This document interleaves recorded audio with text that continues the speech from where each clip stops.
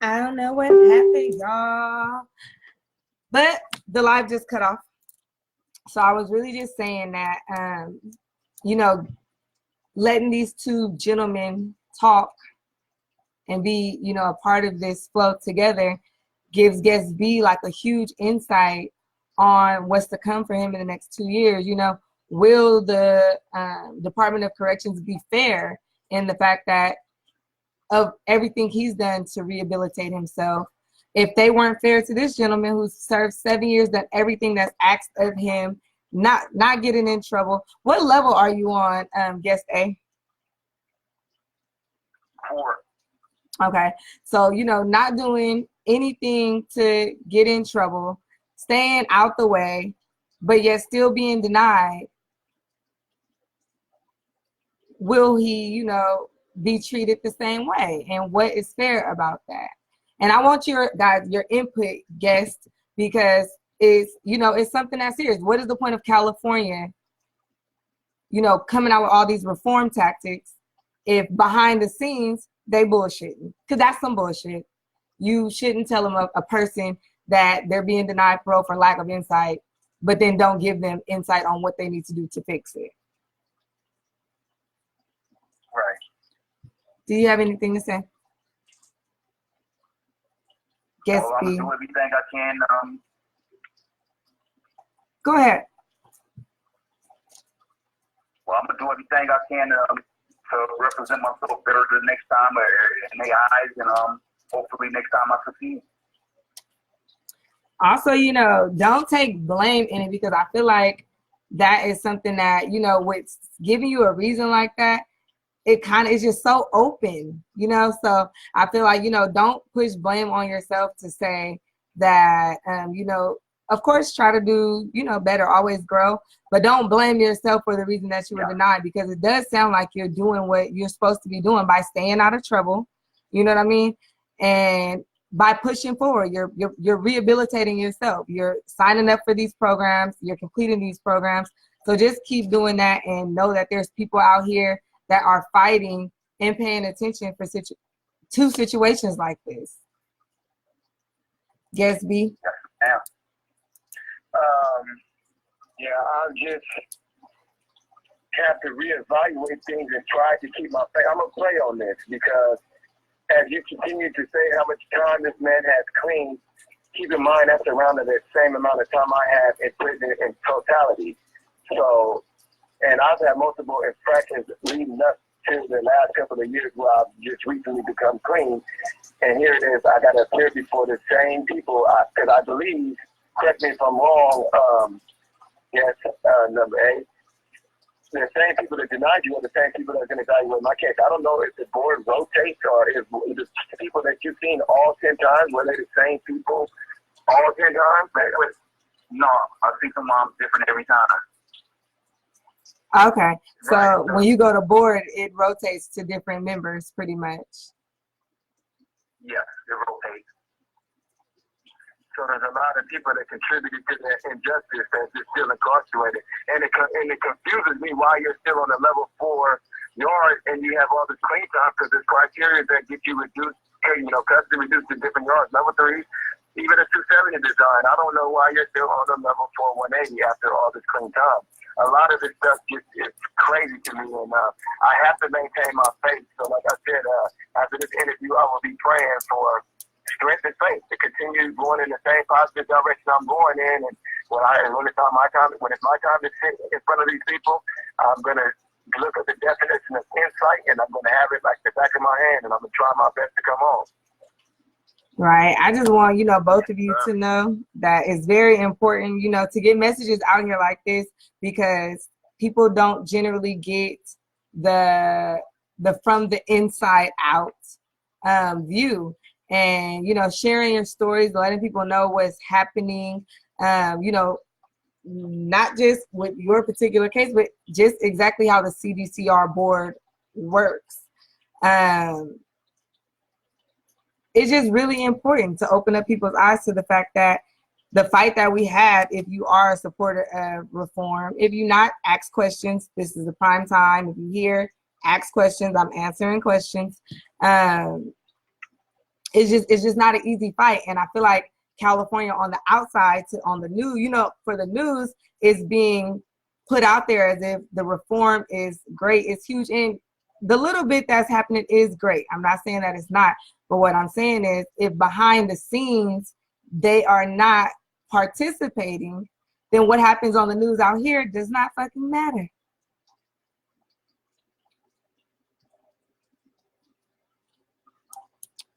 Hi, everybody. I see all the new people that's joined. If you guys have any questions, ask them now. In closing, do you have anything else to say, guest A or B? Guess A, I'm going to go ahead and say, stay strong, brother. I'm in your same position. I'm in the same shoes that you wear without the denials, but maybe some future ones, or maybe I'll get released. However, I can understand by personal experience how discouraging it will be to get denied after showing these people so much positive programming. So I want to tell you personally, from me to you, is keep your faith, man. Continue to go forward. And even if me or you never get out of prison because of these trial systems, we still got to maintain our integrity, bro, and keep our faith in God, man. Pray on it. That's what I'm gonna do. Amen. I do that every day. Amen. Thank you, Portia, for allowing us to tell our story. Like I said, man, this is raw passion. I'm feeling all kinds of emotions as I'm speaking, and it's amazing that whoever hears this, I just thank you for giving us your attention. And like I said, when this is over, just spread the word. Join these people who are fighting for these causes to show the light and shed the light on these people that is going to make a change. We need this change because as long as they're allowed to do it, they're going to continue to do it year after year after year. This man experienced 30 years. I'm 17. That's already 47 years in total. 47 years. Injustice. Between the two of these men on the phone, that is 47 years of incarceration. That's crazy. And I'm not saying, I just want to make this clear, I'm not saying that when a person does something wrong that they don't deserve to pay for their time. What I'm saying is when a person shows clear rehabilitation, this is not something that's forced on him. He don't have to go to no classes. He hasn't had to go to classes before this. Now they're recommending it on top of all the ones he's already done. But he didn't have to make the choice for the last 16 years to not get in trouble. Like, this is something he chose to do, which clearly he in somewhere where everybody in there has done something wrong. That's why they're there for the most part, because there are innocent people in jail. But basically, it's more prone for him to get in trouble in there than out here. So if he's in there and surviving without getting in trouble, most likely he's gonna be able to survive out here without getting in trouble. And so that's where I feel like there's a problem at when a person is eligible and they clearly have no reason, because if they had a better reason than lack of insight, then I guarantee you that's what they would have wrote on a piece of paper. Right. Amen. So I just want to also do this at the same time, because I've been being pushed by my staff to do this.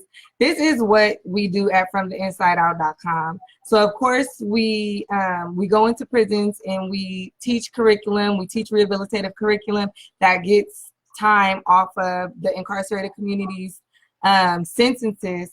But this right here is the grounds of what we do. We allow the incarcerated community to speak out, and their voice is what we gonna build our organizations.